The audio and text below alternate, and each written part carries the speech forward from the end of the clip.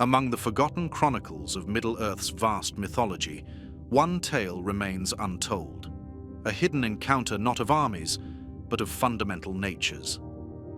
The Witch King of Angmar, Sauron's most terrible servant, wielded fear as his greatest weapon, his mere presence dissolving the courage of the mightiest kings. Tom Bombadil, ancient beyond reckoning, wandered his woodland realm untouched by darkness, singing his nonsense songs, impervious even to the One Ring's seductive whispers. This tale imagines their impossible meeting, not as a battle of swords or sorcery, but as a confrontation between opposing realities so fundamentally different that understanding itself becomes impossible. What transpires when absolute terror meets unconquerable joy? When domination faces a being who has no concept of possession? Deep within the ancient woodlands east of the Shire resides Tom Bombadil, perhaps the most enigmatic figure in all of Middle-earth. Known by many names, Iarwain Ben-Adar, the oldest and fatherless to the elves, fawn to the dwarves, and Aurald among men.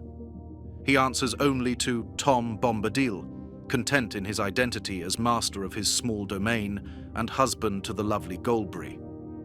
Tom's existence predates the chronicles of Middle-earth itself.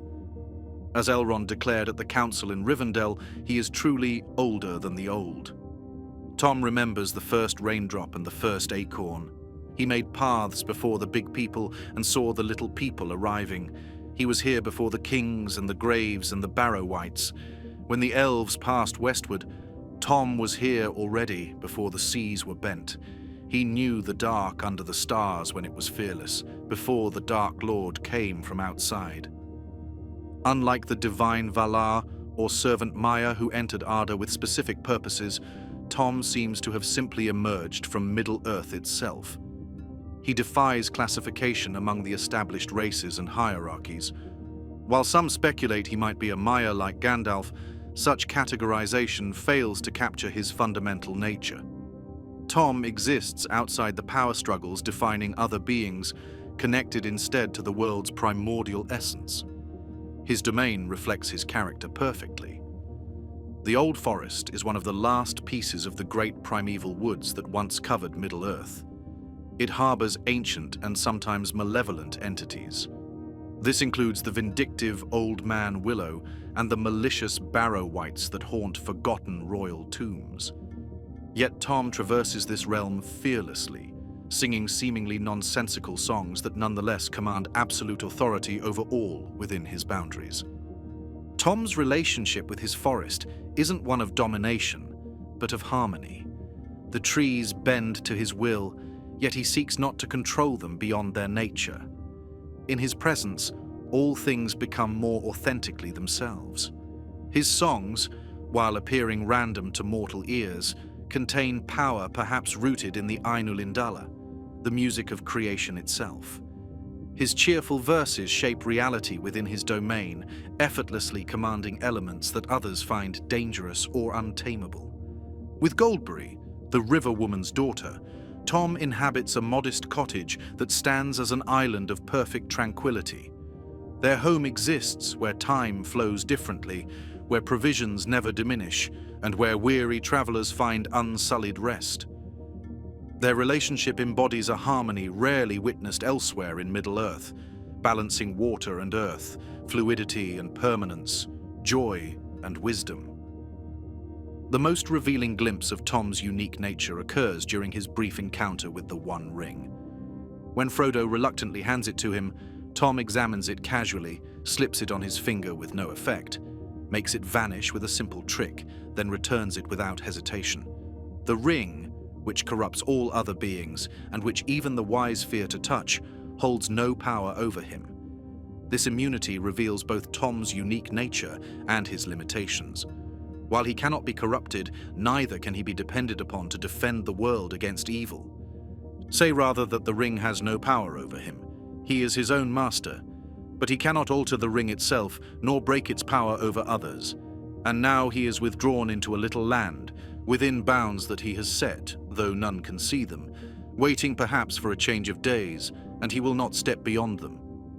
The concepts of possession and dominion that make the ring so dangerous simply hold no meaning for Tom, who desires nothing beyond what he already has and controls nothing beyond his own songs and the boundaries he has set. This immunity comes with limitations.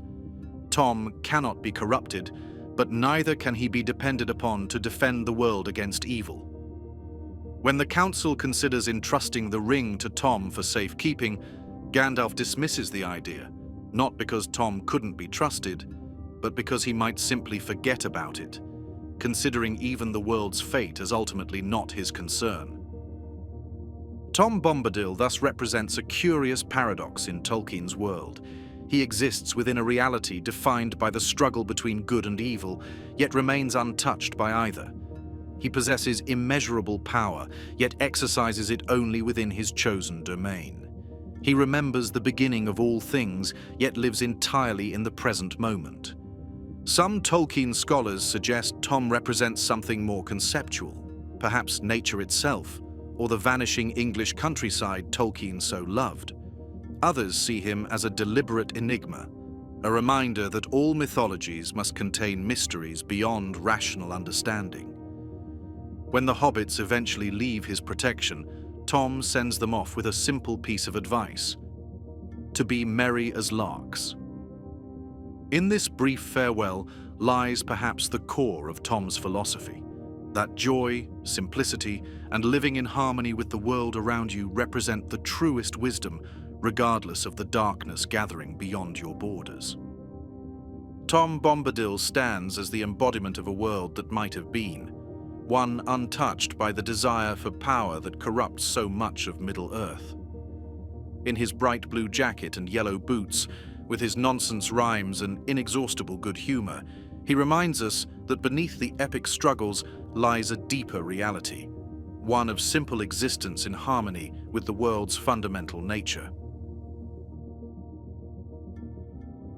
Before he became the most feared servant of Sauron, the being who would become the Witch King of Angmar was a mortal man.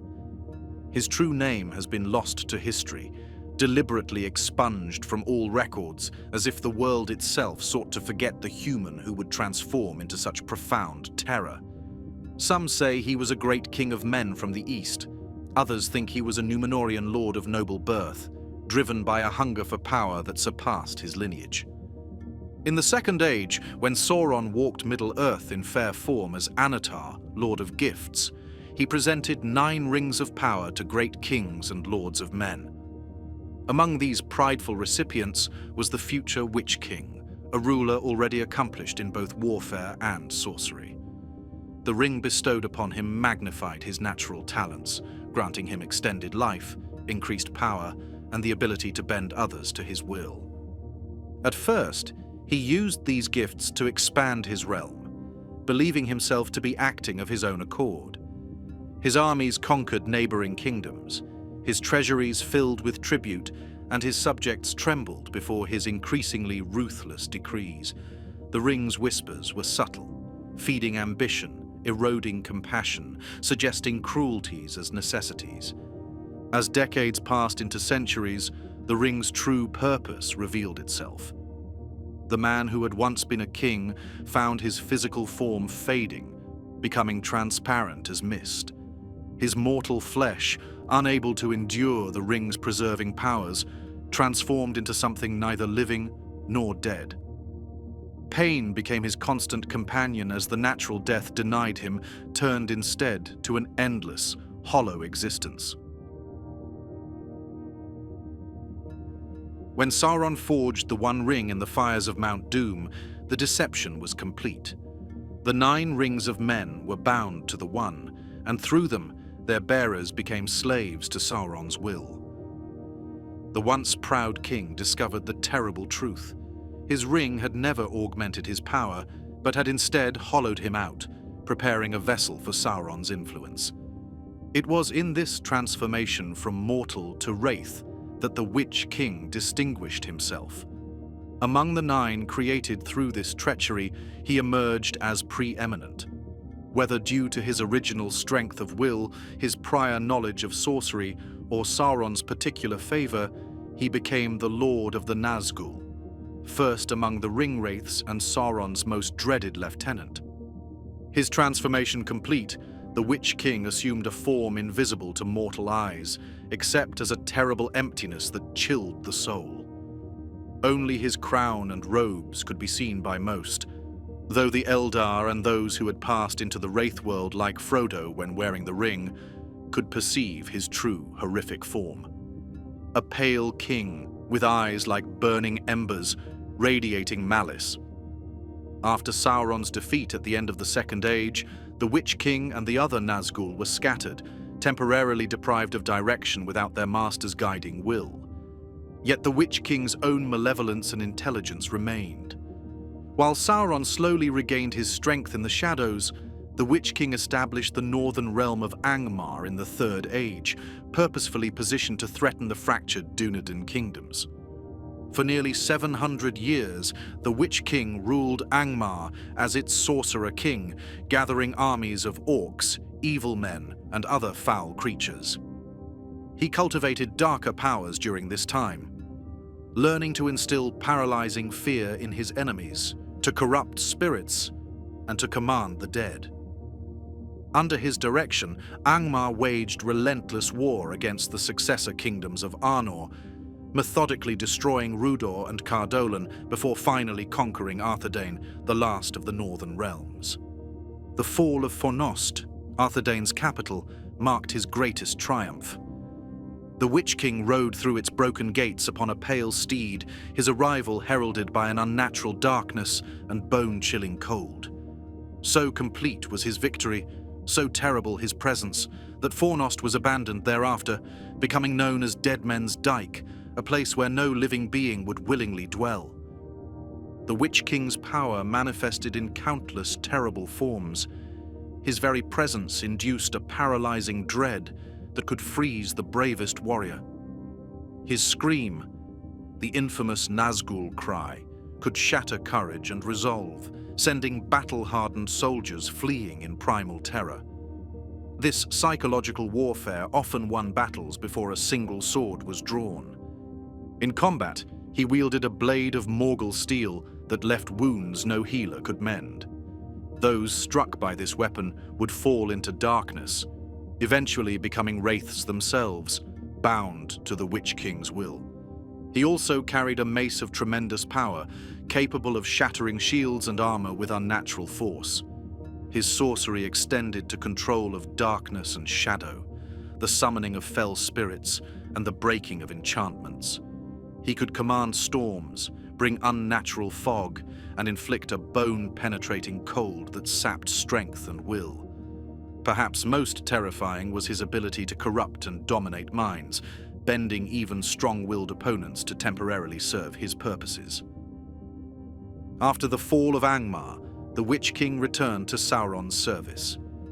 He then gained command of a fell beast, a winged nightmare that allowed him to strike from the skies, adding aerial terror to his arsenal of fear.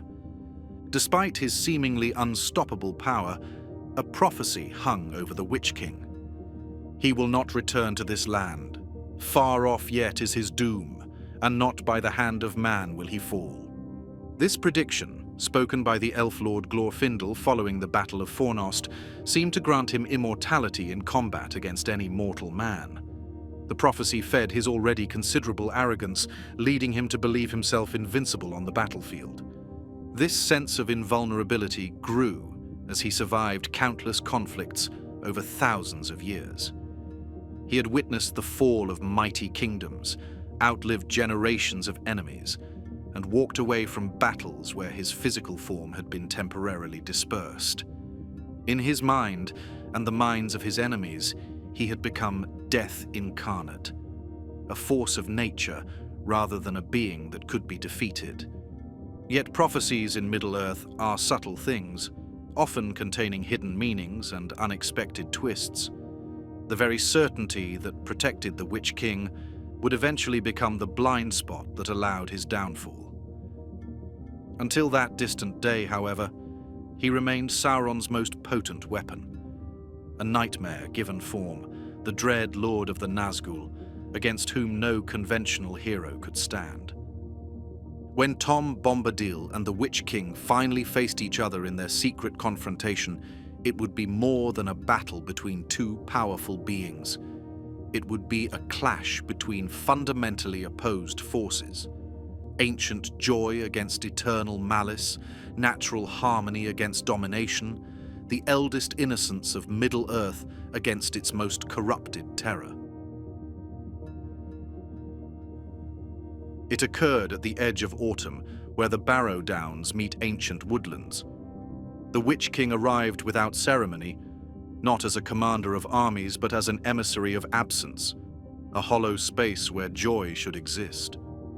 The grass did not die at his passing, but grew quieter, holding its breath in observation of this strange visitor.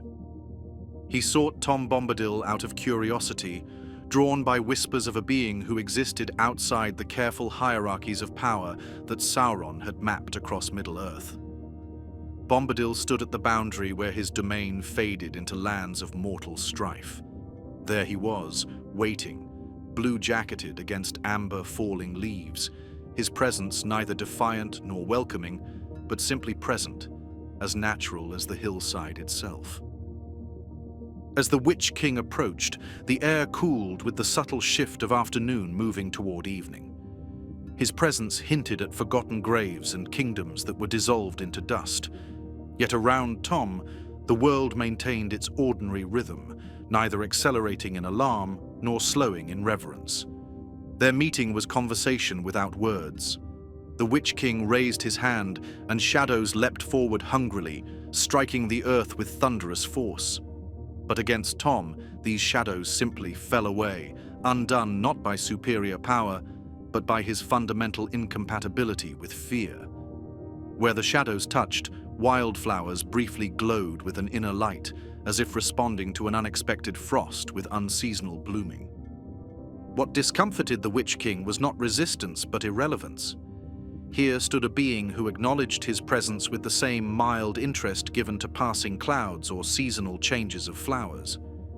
Each extension of his power met not opposition, but gentle circumvention, as if Tom were politely stepping around puddles in his path. When the Witch King summoned cold that should have frozen the very sap in the trees, Tom merely adjusted his bright blue jacket and continued humming, his breath visible in the suddenly chill air, but his comfort apparently undiminished. The Witch King's howl carried confusion rather than pain. Here stood an adversary beyond comprehension, one without fear, ambition, or pride, offering only persistent joy. And such unshakable joy was poison to his essence. The Witch King attempted more direct means, calling forth shadows that should have smothered light itself. Tom merely hummed a fragment of melody, neither countering nor acknowledging the darkness, but simply existing alongside it. The shadows, finding nothing to extinguish, gradually dissipated like mist under morning sun. At last, the Witch King withdrew, not defeated through force, for Tom had never struck him, but through futility. Where dominions of men or elves might have fallen, Bombadil's realms simply refused to yield. No conquest could succeed where no possession was claimed. In that unyielding innocence, even the mightiest of the nine found no purchase.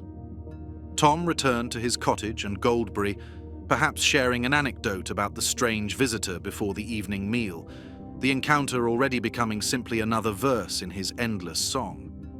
The Witch King's passage left no scar upon the land, no lingering shadow, merely the faintest echo, like the memory of yesterday's weather, significant only to those who measure time by such transient events. Should the Witch King attempt more subtle approaches to Tom's domain, the outcomes would prove equally perplexing to Angmar's lord. He might send dreams of winter and desolation seeping through the soil of the old forest, visions that had driven lesser men to madness and despair.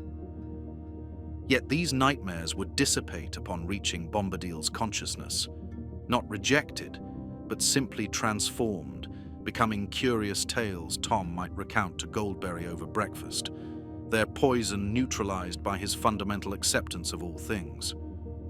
Perhaps the Witch King would call upon the Barrow-wights, those ancient spirits under his influence, to extend their cold reach from the Downs into Tom's territory.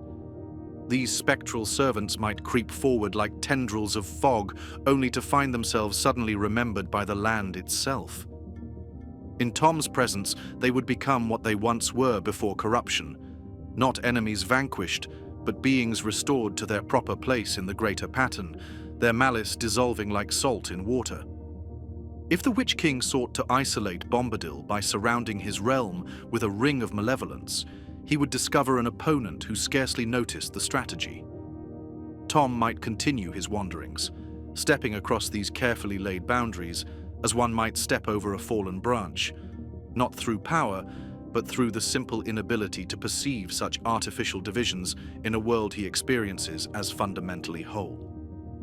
Most telling would be the scenario where the Witch King, in frustrated calculation, attempted to comprehend Tom through ancient sorcery that revealed the inner nature of things. Such spells had unveiled the weaknesses of kingdoms and laid bare the fears of heroes. But when faced with Bombadil, these truths bring no gain. Instead, they reveal a being free from ambition, fear, or manipulation.